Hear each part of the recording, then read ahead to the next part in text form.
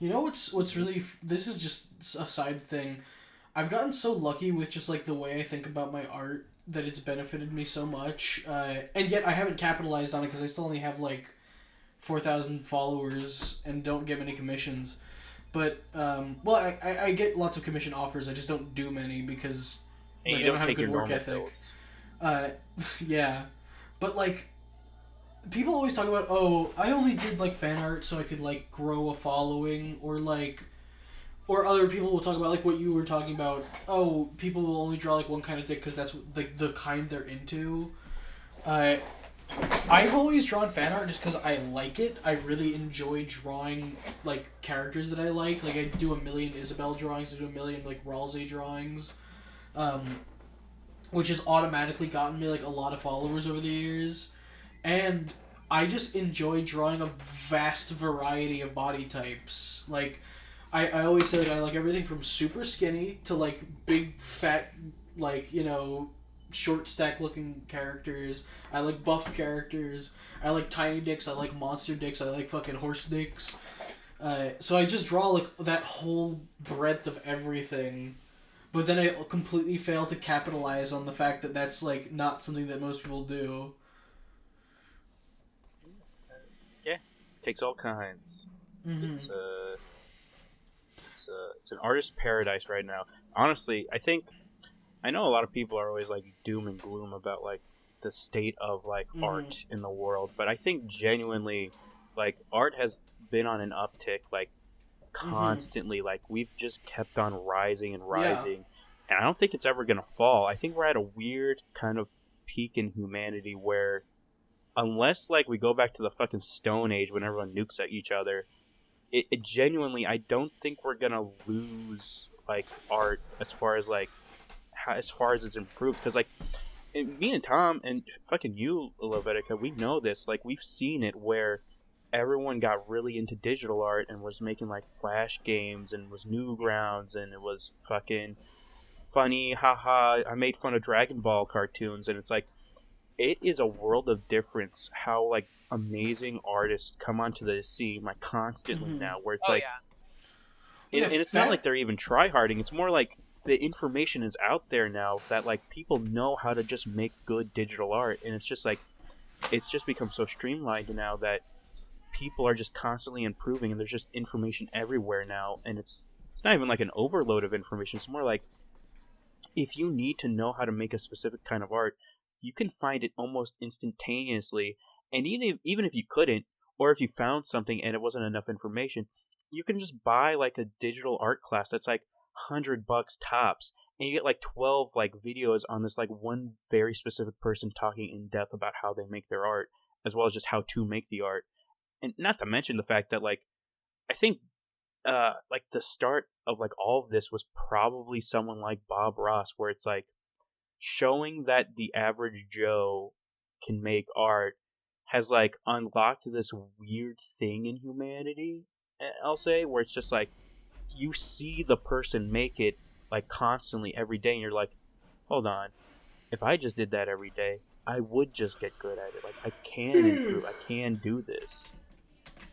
I think that something else that I'll mention with my work is like, you know, when I was younger, I would always hear people that were early Newgrounds people say things like, I only ever did fan art and stuff to build a following, and we'll give advice based on that. Um, but I think that the nature of fan art has changed so much in the last like 15 years, where Oh my god, yeah. it used to be like fan art itself has evolved a lot, where it used to just be this very hacky like, oh, I want to make a Dragon Ball cartoon because like a new Dragon Ball episode came out and it turned into a meme, so I have to make sure I like parody that within the next like 2 weeks so that I Yeah, can, over 9,000. uh, You're gonna yeah. release your over 9,000 video, right? Right now, Tom? But like now, like fan art, especially like like okay, I love Deltarune and Undertale, so like those are what I'm exposed to most. Fan like animations and stuff of Deltarune are just mind blowing. They're like, this is cartoon, like television quality or better content being made for YouTube about a video game. Like this is amazing. Like it's not dorkly going, Yeah. what if Sonic met Mario And they're and both they cute. hated each other. Like Yeah. it's this incredible, labor of love now, which I think is a big part of why I never got that when I was watching people I don't know, not to throw shade at Chris O'Neill or whatever because he's incredible, but he would say things like, you don't need to do fan art forever. It just helps when you're starting. Because I was just like, well, I just do fan art because I like it. Like it has nothing to do with growth. It's never had anything to do with growth. I just think it's fun to do. Yeah, it's one of those things. I think in art, I think we can all agree on where it's like there are many a stepping stones when it comes to like how far you want to go with art. And while yes, making fan art is a stepping stone, much like anything, it's not like it's a bad thing to step on, or it's like something you should avoid Mm-hmm. stepping on altogether, or even like you shouldn't even be on that stone. Like, why'd you even take that path, dumbass? It's I like no, it's more like everyone can do anything, and really the barrier to entry is just deciding what path you kind of want to walk on or where you want to stay for a hot minute. It's like no one's asking you to run a marathon when it comes to like learning art, right? Some people just want to some people don't even want to make art as like a business thing. Some people yeah. need to make art just because it's a fun hobby that I like to do, and that's as far as they will ever go with art. And it's not like that's a bad thing. That's just who they are. It's the same thing with like music or writing or just anything. It's like you take whatever you want out of the things you are doing, and as long as you're happy with doing them, it's no one's business how far you go with it. Not everyone needs to be fucking the next Mozart, right? Some people are happy playing Mozart, and that's what brings them joy the most. It's like, yeah, that's great. I think I think a lot of people, especially in the art community, just get stressed out about that. They get bogged down where it's like, oh man, I need to be the next fucking Jaden Mm-hmm. animation, or like I I need mean, to be the next fucking Ren and Stimpy, and it's like, no, you just need to be you, yeah. Yeah, and you need to be the best that you want to be. that's I the mean, most look at important part. People really want to emulate others, but in reality, I don't think that they work on like being themselves or having their own perspective. Mm-hmm. yeah. I mean, I think that's why okay. I guess I should also say Undertale is the lens I look at this through. Maybe this isn't so much the case with other communities, but I think just it is. look at Undertale Yellow. That is that's a game that is on the scale of actual Undertale, and it's essentially fan art.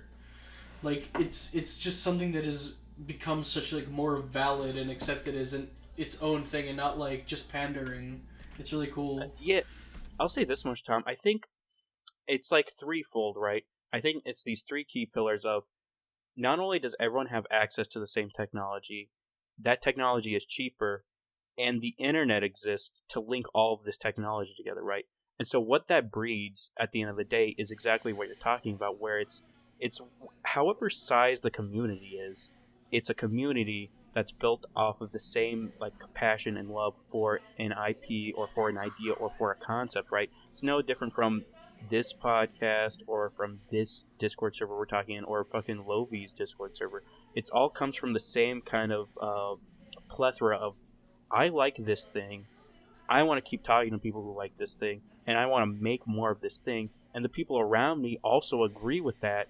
So, therefore, you just get more support out of that. It's just like a snowball rolling down a hill, making a bigger and Mm-hmm. bigger boulder until it's like the snowball turns into the fucking mountain that it originally rolled Yeah. off of. Like that's how big it's become because of all these just avenues for being able to like just interact with Yeah, people, right? And so at the end of the day, I think what's really happening is we're kind of just seeing we're like on the precipice of like what that really means. And I know I've talked about this before where it's like I do genuinely believe like we're going to end up in this weird it's not going to be like dystopian, it's going to be more like it's going to be this weird utopia dystopia, right? Where people lose the the daily grind, like the jobs they used to go to because everything gets automated, and then people have to come to this realization, kind of like how a lot of people on the internet have, where it's like the thing that gives me joy in life shouldn't be fucking screwing bolts on a car and like making a paycheck. The Mm-hmm. thing that brings me joy in life is the experience of doing this thing, whether it be creative, whether it be just fucking hiking or taking a picture, and that's what brings me joy. And so that is what I will share with the world, or just keep to myself and just keep on keeping on. Because if you don't have that mentality, you will very much get depressed right away, Oh yeah. and you'll be like, I have no purpose in life. If I can't provide for my family, if I can't go to the factory Mm-hmm. and do my 9 to 5, I have no purpose in life. I'm worthless to the society as a whole. I guess I might as well just fucking lay down in the dirt and let fucking my ether return to the world. And it's like, that's not a good mentality to Oh have. my Where it's god, just like, that's it, let my But ether that's return to the world. yeah, I'll that's tell how you. some people think though.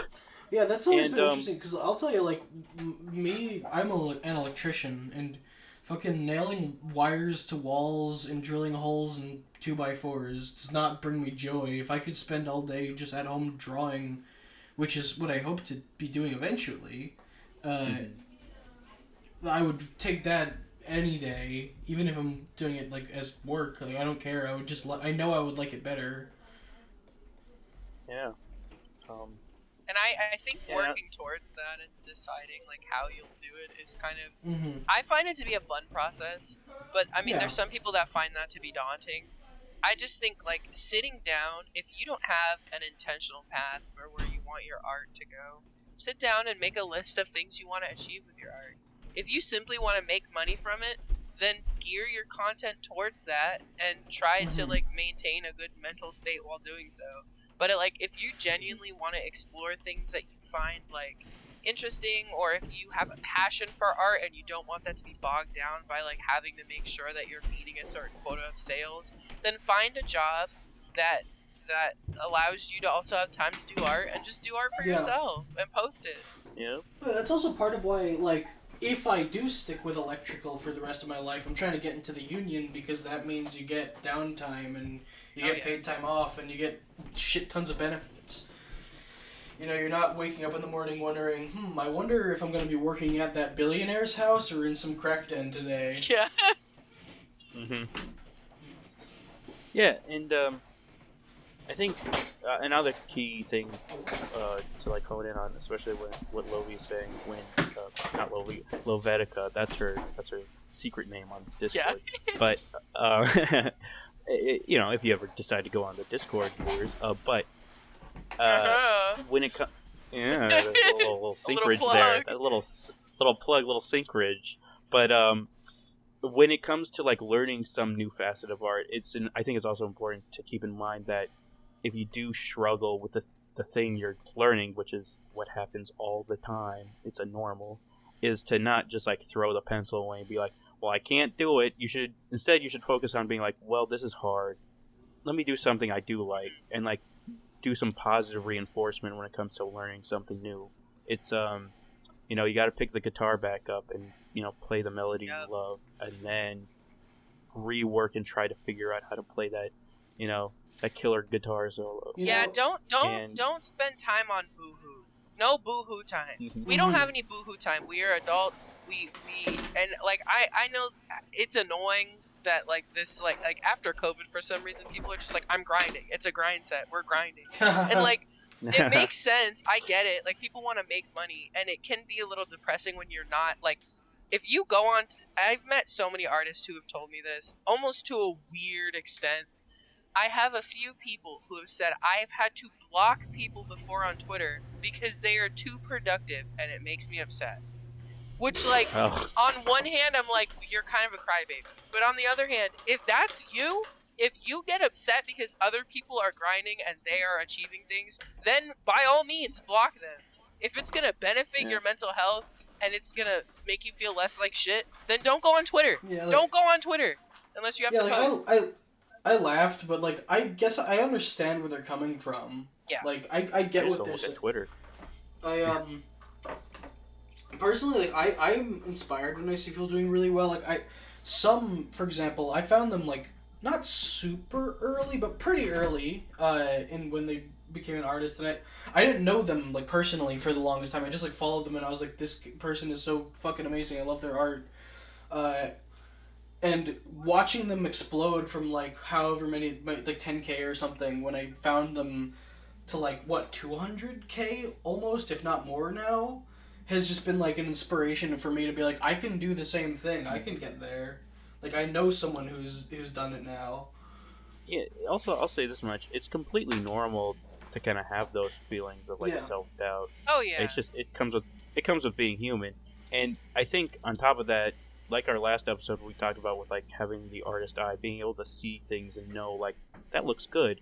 You're gonna run into those scenarios like more often than not, just because of the nature of what you do, where it's like you see an underground artist, you're like, I really like their work. This is amazing. They should have more viewers, and then they do have more viewers, and then they have more viewers than you. It's like you shouldn't feel bad about yourself. It should be more like, Yeah. this is fascinating. I should read into why they've been doing so well. Whether it's just like they just got lucky, the roll of the dice, the algorithm loved them, or they did this very specific thing on Patreon, or they did this very specific thing by opening up a Discord that made it so that their fans could flourish more, and they were able to gain a more of a following. It's like that's what you should be really looking at. It's not like, man, this is bullshit. The system, man. I tell you, the system is against me. It's more like, well, how the hell do I use the system to be with me, right? I think that's what you should be looking at. I think that what might spook people sometimes is if they look at an artist who has a very similar style and output to them,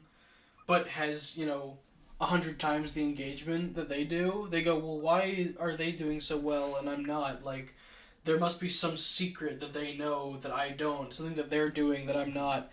And a lot of times the reality isn't that. It's either that A, they are doing something slightly more than you are, but it's also common sense, like interacting with bigger artists so that they will retweet your art.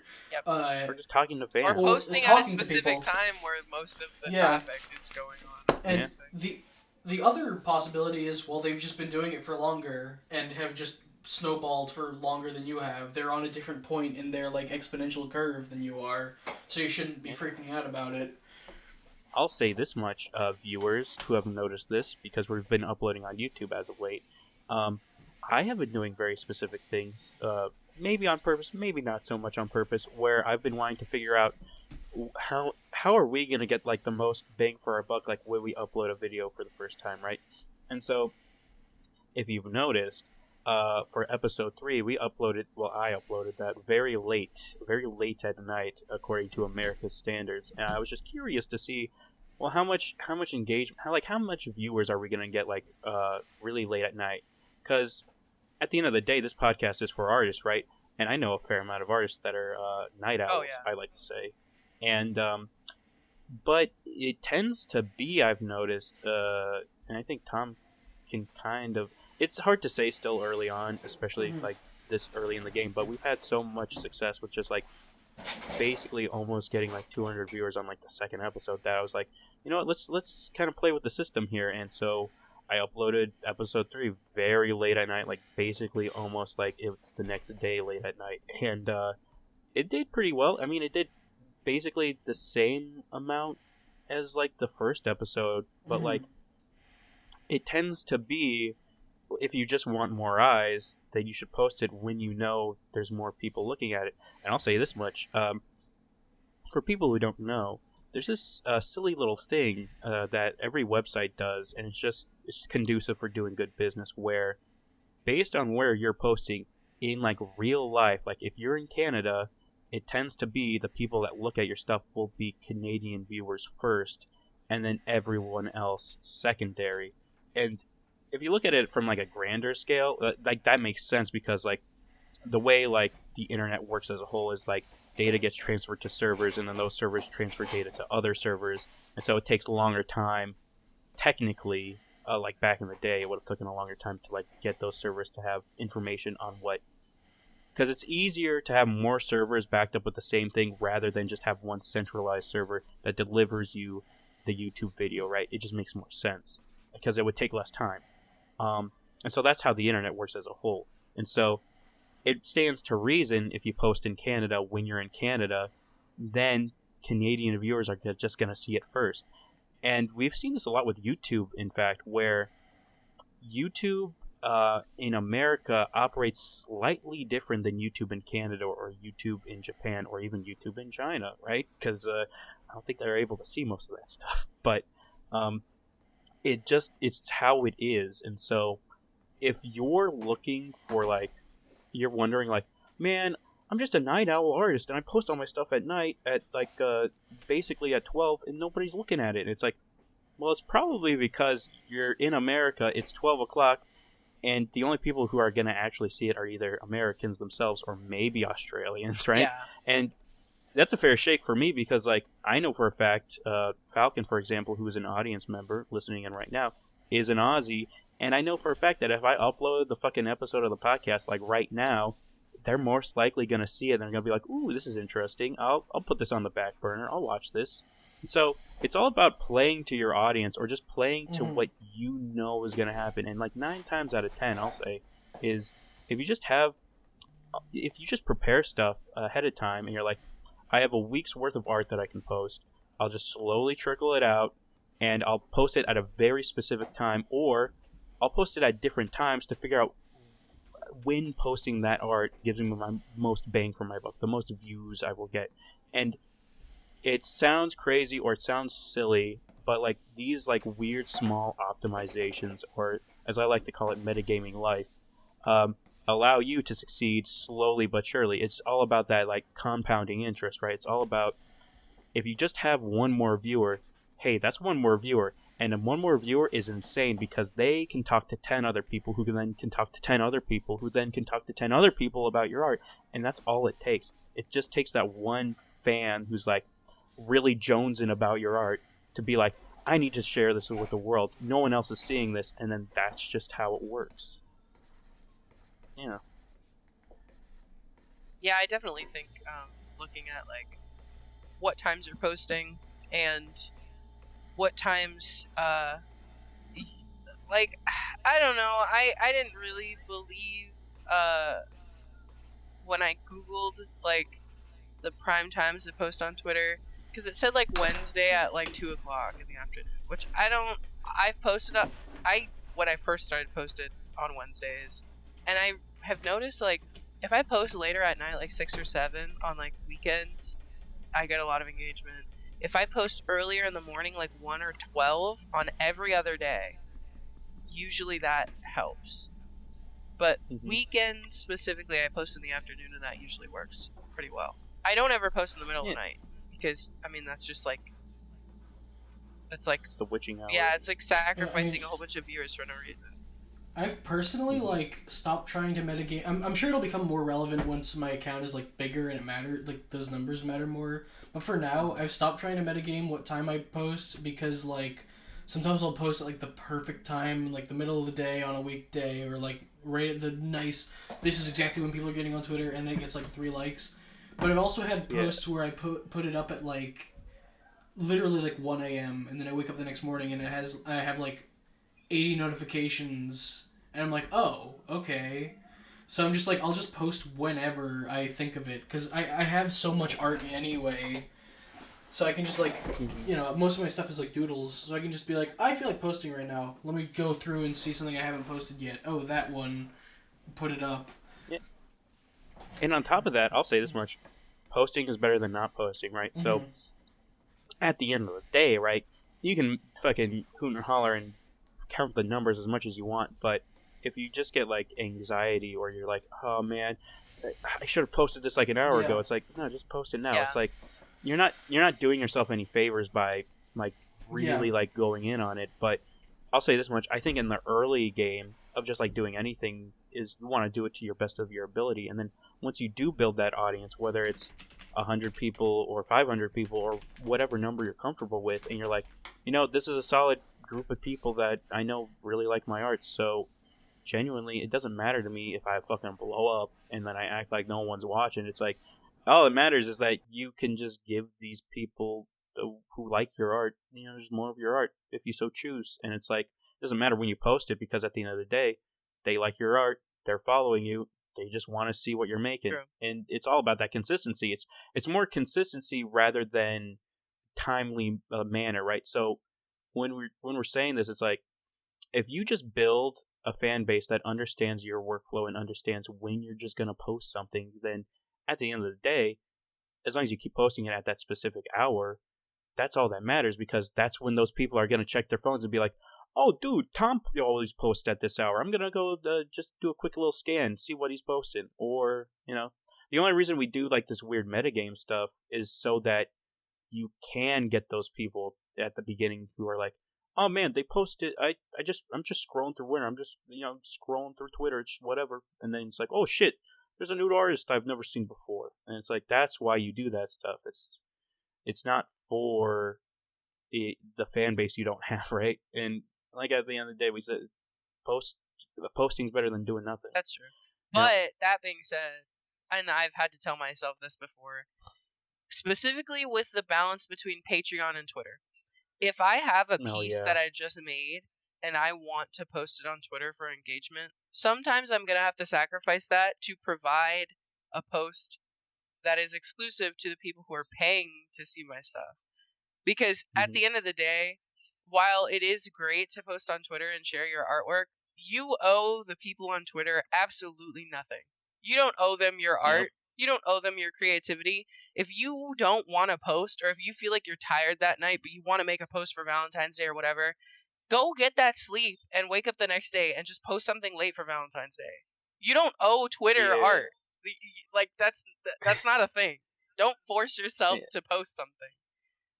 You will thank yourself like in memoriam if you do exactly what Lovi is saying, Lovettica, because like I'll say this much: working on this podcast is really I've just recently gotten to the flow state of like I can do this like it's extremely efficiently now, like, and we've been working on this podcast for like I'd say a month or two now, because we've been doing backlogging and I've been working on in Blender just rendering out the podcasts, and so I myself have gotten into a really good flow state. Now the only issue with rendering a podcast is Blender, is because we're rendering in Blender, it takes render time.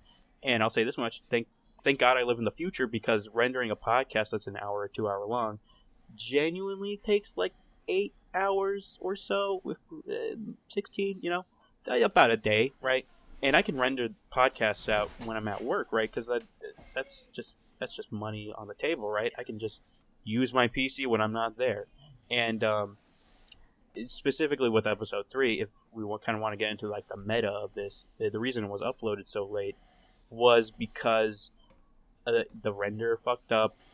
I had to re-render it. I had to cut some corners to make it render faster so that I could at least get it uploaded on Wednesday, because that's a personal goal I've set for myself. It's not for anyone. It's just for me to be like, an episode of the podcast will be up on Wednesday. Yeah.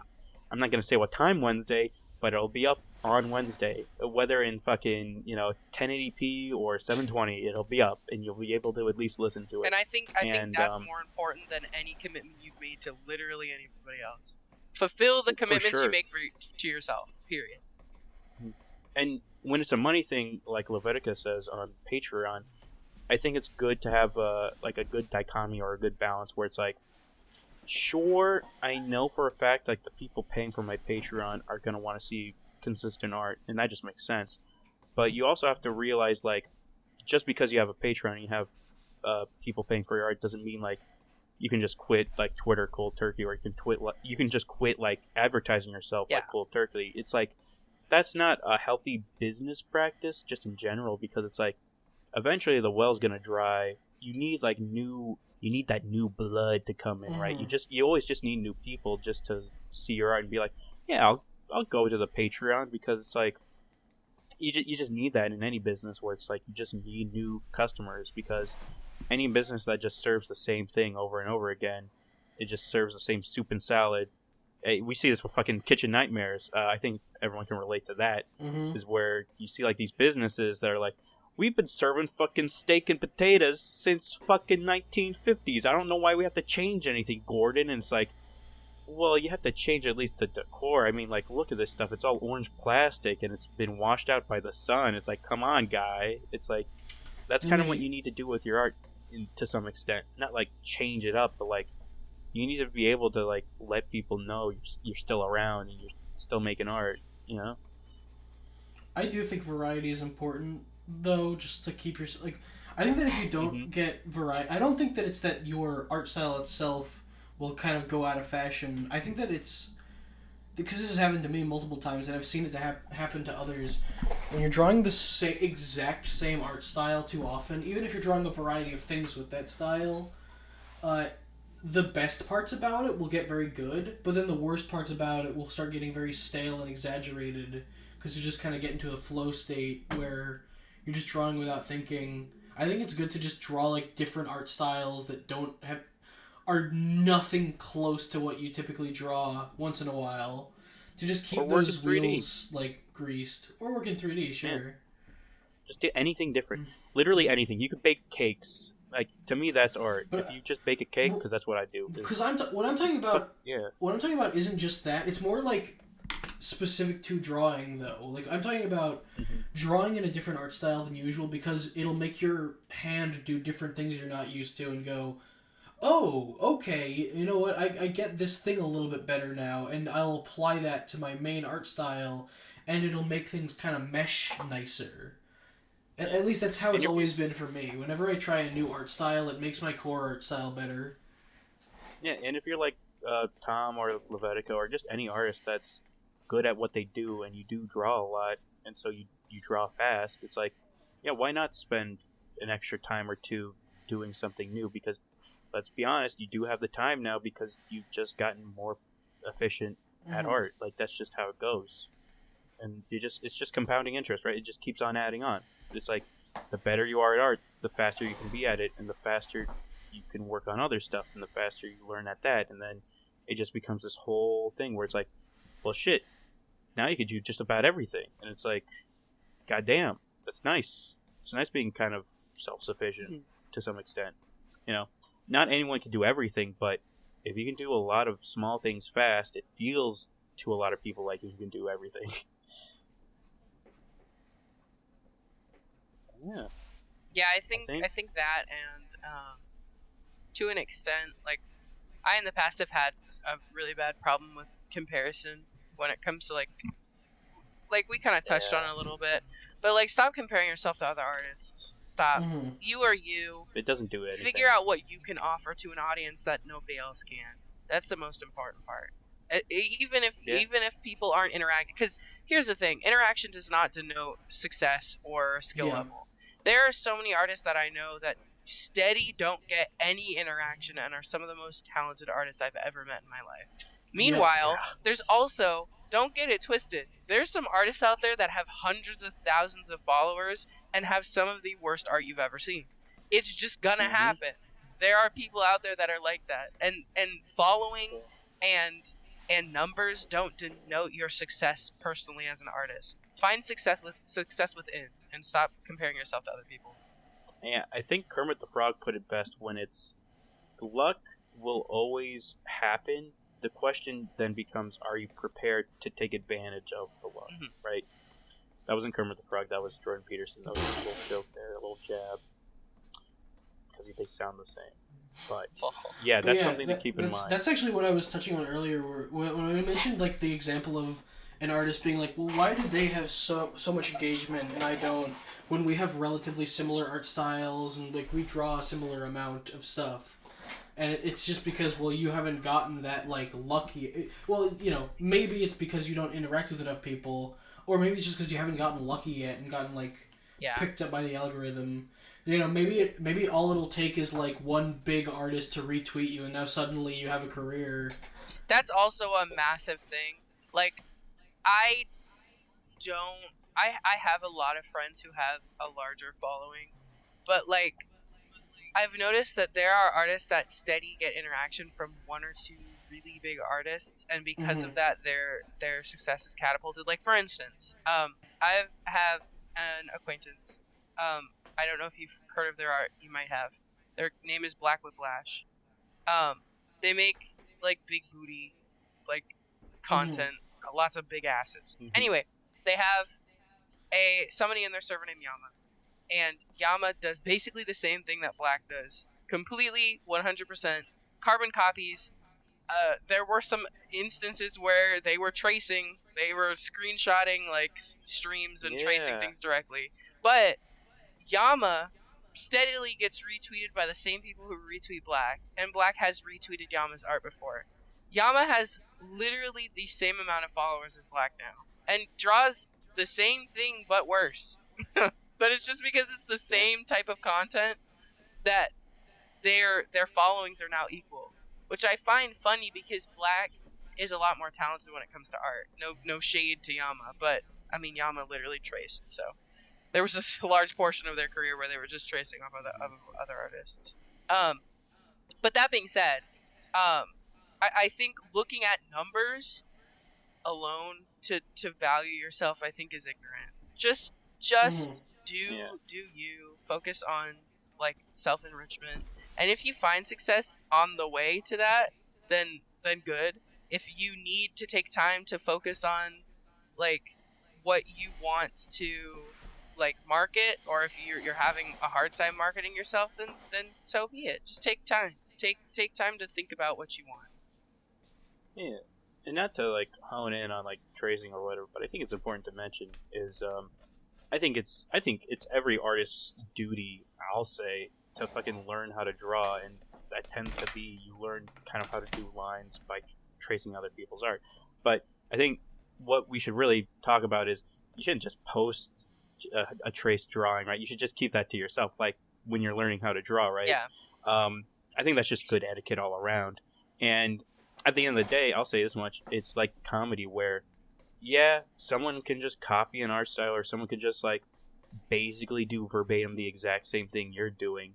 But the real question and the crux of the problem becomes, well, at the end of the day, I'm creative. I know how to make the thing. I know how to make new things. So it doesn't really matter if this person's copying me. At the end of the day, I'll keep on making newer and better art. I'll always be improving because that's the mindset I have. It's not like sour grapes where it's like, man, I guess I should just copy someone else's art. It's that easy. It's like, no.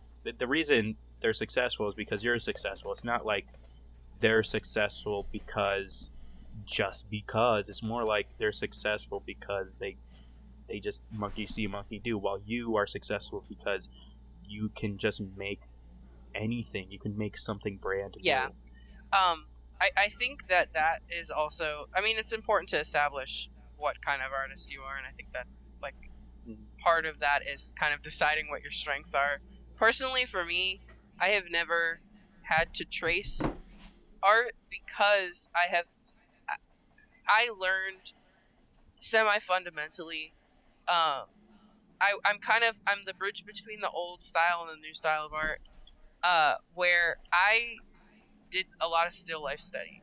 I looked at things and I absorbed why they were so visually striking. I absorbed why certain lines Mhm. worked, why things were successful composition wise, and then I take those things and apply it to new concepts. And I think a lot of people, when they seek to trace artists that they admire or they think have skills that they can emulate, you're also tracing their mistakes. Mhm. So, and you don't know how to differentiate that yet because you're tracing. You're in the stage of Mm-hmm. mimicry. So, you are going to mimic those mistakes when you start tracing. So, personally, what I Yeah. would recommend is instead of tracing, have two monitors, have the drawing up on one monitor, and Yeah. try to sketch out that drawing on the other monitor and see if Mhm. you can nail it and see what's wrong with yours or what's wrong. Like, start scrutinizing the artist's work. Maybe there's something wrong with their Yeah. art. Like, I've used art for reference before and then thought, holy shit, this pose is fucked up. Like, this anatomy does not work. I need to fix this anatomy if I'm going to use this pose. And then I end up fixing the pose. And it's not because the art was bad, it was just because the artist wasn't as strong at anatomy, which is fine. But, Yeah. like, look for mistakes. Look for things that you would change. Look for things that you Yeah. would tweak. Don't trace. I mean, tracing is good, but it's not going to teach you how that artist laid that line down. It's I going to guess teach Yeah. you what shapes that artist It's used to an extent, but also some of those it's shapes could be shapes they completely wandered into. You know what I mean? yeah. something that else can be frustrating is people will say to trace, and what someone who's never drawn before thinks you mean when you say trace is when you hold a piece of paper over the picture of Vegeta on your laptop when you're Yeah. 8 and draw around the outlines. Whereas a lot of artists will say trace, but what they mean is draw over it and figure out how they constructed it. Draw construction lines and be like, how can I build a body that looks like this? Yeah, that's more. But they don't say that, and so like that advice becomes useless. And it becomes moot. Yeah, it's building blocks, right? Yeah. Because at the end of the day, like, when I say trace in my head, it's kind of what Tom's saying earlier, where it's like it's you putting a piece of paper on a screen, right? Because when you're a kid, just learning how to do fucking, I want to draw fucking Goku. It's like, yeah, fucking trace. You're 8 years old. That's how you learn. Yeah. Because no one else is gonna teach you unless you buy fucking how to draw anime book and you draw a funny running man, and it's like even then that's not what you're trying to do. Mm-hmm. So it's like everyone just needs to find the weird like avenue to start at, and as long as you don't stick with that avenue, especially when it's something egregious like just actually verbatim just tracing, and it's more like you building off of the idea of tracing, where it's like, okay, today I'm not even going to trace the screen. I'm gonna try and draw the drawing, but without having the piece of paper over it. It's like it's the baby steps that matter. Yeah. It's like, okay, well now I'm gonna draw that drawing, but without even looking at it for reference. Like I'm gonna try to do it on my own. It's like it's those small things that lead to you being able to be like, I don't know, I'm just gonna draw like Goku like fucking flying and like saving the Twin Towers from being destroyed. Like that's what matters. Yeah. So get creative. Get dirty. Get creative. I meant to say this a little bit earlier, but I'll also say you mentioned like you'll take a drawing, you're using it as reference, and then you'll realize the anatomy is fucked up. I think that it can also be useful from a style study perspective, like less an individual drawing perspective, but more about the style of stepping back and saying, well, hold on, the anatomy is weird, but I still picked it because I still thought it looked good. Why does this look fine even though the anatomy is wrong? And examining that angle of it, I think that can be very useful, being like, what liberties can you take with anatomy and still make a result that looks great? Yeah. For me, that specific example that I gave, I was actually doing a commission where they wanted the specific pose from another manga panel, and I was like, yeah, I can do this pose. And then I looked at the manga panel and I was like, this is, I mean, it was clearly exaggerated to show off the sexual element. So like, that JoJo Bizarre shit. But it was kind of odd because then I started to realize like there was no room for the torso to be there, and like a portion of the other person's body was missing, which is fine. But like, I do think that the reason why the image was successful is because it was A, accentuating things that are sexually charged, and B, it also was stylized. So I remember I think this, not to throw shade at people on the server, but someone earlier posted a thing in one of the channels that was like, stop drawing this pose. This pose sucks because how would a person move like this? That was literally after this? Our episode of that, complaining about people who complain about that. How would a person look like this? How would they do this, this, and this? Why is it all the focus on the pussy? And it's like, people aren't drawing this because they're lazy or because they don't understand this, or this. They're drawing it because it's sexy and they like it. Yeah. Like, you're the one who's out of the loop in this situation. Yeah, but Tom, if you look at One Piece, I don't know how Monkey D. Luffy can stretch his arms that long. It's not realistic. I can't stretch my arms that long. So it's bad art. It gave me the same... And I think you should agree with me. Lovi, have you ever seen those drawings or, like, tutorial pictures people do? They'll draw, like... They'll be like, how to draw arms, and, like, the first picture is they intentionally made the arm really fucked up in a way that no one would ever draw. Yeah. Nope, you don't do it this way. Like, the person who posted the thing, they clearly intentionally drew the pose they didn't like poorly for their example image. And it's like, this is such a, like, weird straw man thing. Yeah. Yeah. It's to get views, baby. That's why on the next podcast episode, you can expect big red circles that say, no, this bad, us good. Mm-hmm. Wait till part 26 where you find the good stuff. Well, That's our title. We're going to put a picture of Lovi's profile picture and put a big red X over it. Yeah. And say, don't be like this person. Don't be like this artist proceeds to interview them for 2 hours straight. Don't be like this person. We're gonna cut your audio out of context and put you together saying like different. We're not even gonna do that, Tom. We're gonna make an AI voice Yeah. of Lovettica and just make her say Oh my anything we God. want. Yeah, it's gonna be great. Ain't that Use fucked the up? use so use mi- the TikTok AI voice, please. I like Yeah. the way she sounds. Yes. That's You know what's fucked up? exclusively what we use. Isn't it fucked up that never again will we... Like, there were so many shows that had that as, like, an episode joke where someone goes to their friend and goes, hey, I need to ask you a bunch of very specific questions for an interview. And then they, like, get a bunch of sound bites out of them, and then they put the sound bites together in a weird way as like, Yeah. to trick them. It's like, And you'll never I get... love you, Smithers. That- It's like, That'll never work again because AI voices exist. And now you could just be like, hey, talk into this microphone for 30 seconds, and then you could just train an AI on it. Yeah, that's scary. it's funny. I can't wait for Urkel to do that when he's 90 years old. It's gonna be great. I'm gonna love that episode of Urkel. My favorite episode of Urkel. Yeah, so... Yeah. It's not called Urkel. It's called Family Matters. But My favorite just for the episode viewer- of Urkel. How long... just so the viewers know I'm not a dunderhead, all right? How long do you think Okay. it'll be before, like, a celebrity dies, and then they just will, like, have someone talking to a microphone, with, like, an AI trained on their voice? They had a And- hologram Well, they did that of with Tupac. Hatsune Miku. They had Oh, I mean, well. in the fucking Star Wars, they had, like, fake Carrie Fisher flying around. Wow. Yeah, but that was tasteful because she was dead. Yeah, it was her corpse banging off the walls of the spaceship. Well, so that's what no one talks about, Tom. Is they Please, on actually the just body, took her please. corpse.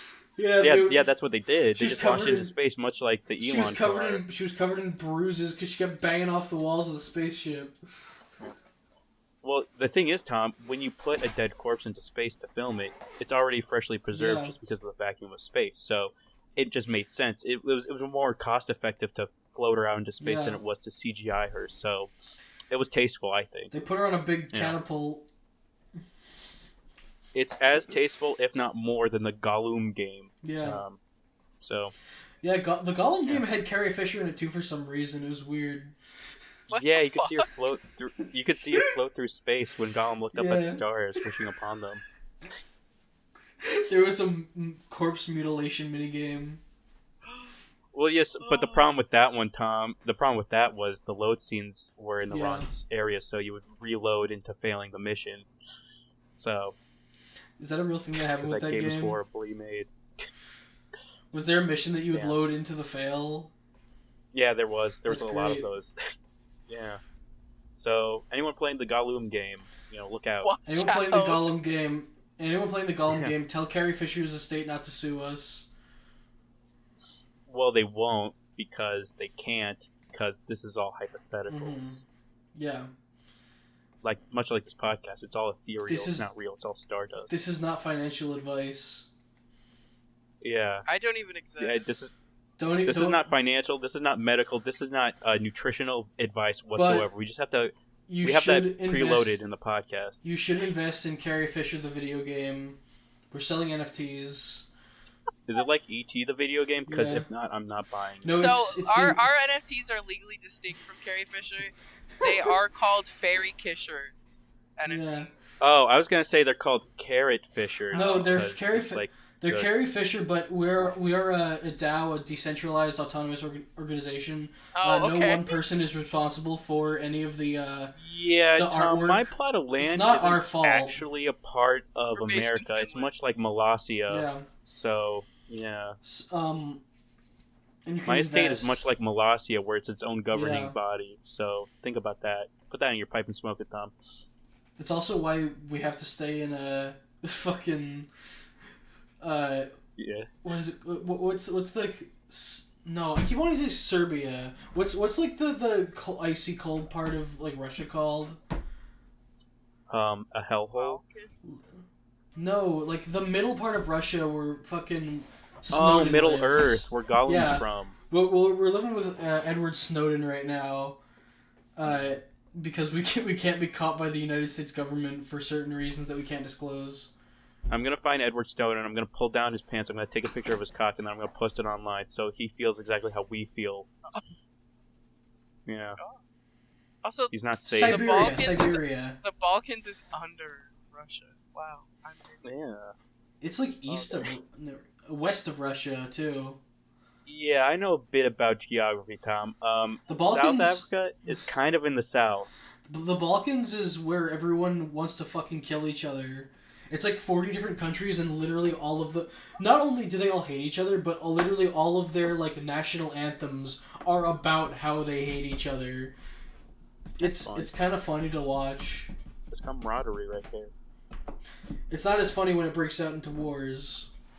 When are we gonna, Tom? When are we gonna have our national anthem that lambasts other people's Yeah. Discord servers like Lovettica's? Because Yeah. I've been asking for that for years. For years. All right. You haven't even been on the server for a year. I've been on the server on sock puppet accounts and alt accounts for years, my Tom. God. You just haven't never noticed. I've been gang stalking you, IRL. Oh, that's so romantic. I know, right? It's so cute. You know how So Spark don't joined the. open that pipe bomb. You know how Spark joined the server, Lovie? I was posting my art yeah. in a different server, the Create Unknown server. It's a different podcast. And, like, basically he loved my art, but everyone else, like, didn't because it was, like, borderline porn.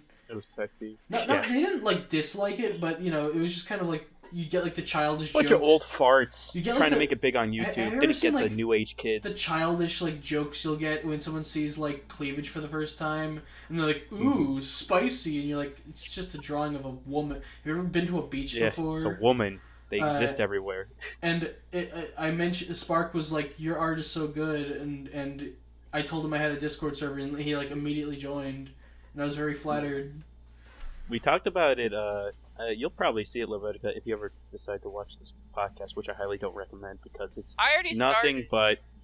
Oh, okay, cool. But it is nothing but, just bad jokes about, Lisa Simpson or funny things about, the 90s humor. That's all we talk about is 90s humor. We love Bart Simpson. But I'll say this much. We did talk about kind of my struggles with being confident in art in one of the episodes that's going to air sooner rather than later. And not to like him and Ha. I guess I'll stop the recordings after this, but I'll just tell you right out. So it's like, the reason I loved Tom's art, it wasn't not just because of that, but because on another Discord server like a year ago, before I saw Tom's art, I had an artist friend that I really loved, and was like, I really respect this person and their views, and I was posting my digital art, and I was like doing it for like a year or two, and I was like, I'm finally kind of confident in my art, and then the guy who I respected was like, yeah, man, I wouldn't be confident in this at all. It basically looks like Christian Weston Chandler art, and yeah, you shouldn't really post this to anywhere. And I was like, my only response to that guy was like, well, I guess it's even worse than Christian Weston Chandler's art because, I don't even have a following, so I guess rip me. And then I just stopped making art for an entire year. And then when I saw Tom's art, as well as just like me kind of like self-actualizing, I was like, oh my god, I just wasted an entire year of my life not making art because some faggot said I look like Literally. Christian Weston Chandler's art. And I was like, I let that guy rule my life for an entire year. I was like, I'm never letting that happen again, like ever again. Yeah, so that Tom's the cute little spark that lit my Plus, passion once more. Knowing that, I respect your art even more because, like, you started posting your, like, animations and stuff pretty early, and now that I know that you had been on a break from art for so long, it's like, oh my god, because your animations are really nice. Like, I genuinely like a lot of them. I need to make more of them. I've stopped because of the podcast, but that's because of me not making time for it. But yeah. So knowing that was you, like, out the gate after like a year of not doing anything, it is crazy. Mm-hmm. You got a lot of potential. Yeah, it's fun. I like art. I like art because of that reason. Because people get inspired. Yeah.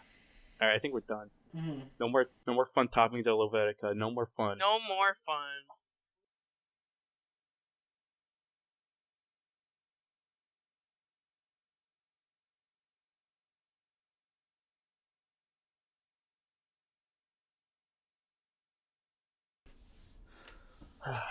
Alright.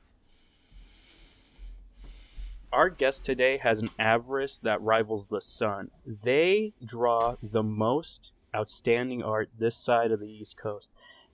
Their namesake No, hold on. I'm gonna retry That was monumental. You know what? Such a No. monumental start. Spark. I'm not worried. It was more Trust your mental than heart. anything else. Let fate decide. Yeah. By the way, again, All I'm right. sorry if you can hear people in the background. That's fine, Tom. I'll edit them out. I'll erase Delete them with my them. little. Yeah, I'll delete them from this world. Let me get a sip of water. I hate to waste your guys' time with this. Alright. Our guest today has an avarice brighter than the sun. They draw art that is more outstanding than the most... Down, fuck it. Hold on. Alright, no. You got okay, it. You thank had you. it. Yeah. Our guest tonight has an avarice bigger than the sun. There are... No, hold on. It doesn't flow right. Hold on. You do different, No, stop talking, Tom, so I can just get it. Alright? Alright. The guest we have on here tonight has an avarice bigger than the sun. Their art is some of the most outstanding stuff I've seen on this Discord server. And honestly, their renders rival Grand's, or as we like to call them, MG. But needless to say, no, that's stupid. Hold on. Alright, I'm just going to take it from the actual script. I'm not going to do any of this fucking and then on. Alright. It's fine. One day you will freeball it. Yeah. Our guest today has an avarice that rivals some of the most outstanding artists on the server. Being able to make commissions and a living off of them is something a lot of viewers of our podcast are very interested in. And considering that... No, okay, hold on. Restart. I'm sorry, this is bad. Alright. No, you'll get it. Yeah, we'll get it. Alright.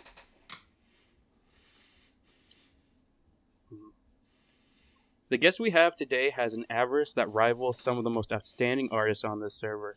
Being able to make an earning off of their commissions, they have a robust portfolio... God damn it! God damn it! No, Tom. Yeah? I hate myself for trying so hard, alright? Why don't you just fucking go for it and not like fuck the Just script. will send it. Fuck the All right. script. Fuck the Yeah, Off the free top ball. of my head, yeah, okay, we're doing this off the top of my head. All right, I gotta put something in my hand. Just so I'm give not a couple thinking too compliments. hard. Talk about what they draw. Yeah, exactly. All right. No, because I was gonna do some cool shit. I'm gonna try and do some cool shit. All right. Worst case scenario, you can just record yourself on your own. If there's You anything. can, could. yeah. Yeah, it just feels less genuine. All right. I know what you're trying to do, like the create unknown intro thing. Evil, a little different, but basically the same. All right. That wasn't an insult or nothing. I know it wasn't. All right, our guest we have on tonight is someone I've been interested in a long time now. Their portfolio is quite inspiring, and for the viewers at home who watch this podcast trying to make it on their own, the guest we have on shows what we've been talking about in stride, because they're able to make a living off of commissions and do it with such a robust